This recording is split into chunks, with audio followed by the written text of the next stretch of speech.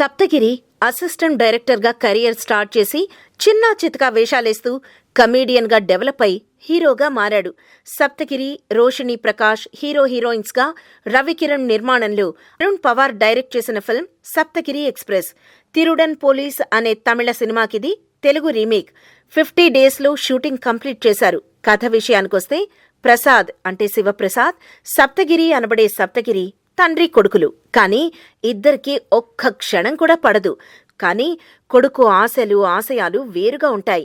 ఆకాశానికి నిచ్చెనలు వేస్తూ ఉంటాడు. అనుకోకుండా జరిగిన ఓ సంఘటన వల్ల సప్తగిరిలో మార్పొస్తుంది. తండ్రి ఆలోచనలకి తగ్గట్టు మారతాడు. మారాక ఏం జరిగింది అనేది సప్తగిరి ఎక్స్ప్రెస్ కథ. తమ కాలనీకొచ్చిన కొత్తమ్మాయి పూర్ణిమ అంటే రోషిణిని లవ్లోకి దింపడం కూడా కథలో భాగమే. తిరుడన్ పోలీస్ మూవీలో బేసిక్ లైన్ మాత్రమే తీసుకుని 80% మార్పులు చేసి తెరకెక్కించారు. 2 గంటల్లోనే సినిమాని ముగించేశారు. Saptagiri తనకలవాటైన comedy టైమింగ్తో అలరించాడు.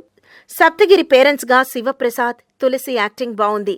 C Ramprasad camera, Gautam రాజు ఎడిటింగ్, బుల్గన్ మ్యూజిక్ బాగానే ఉన్నాయనుకోవాలి.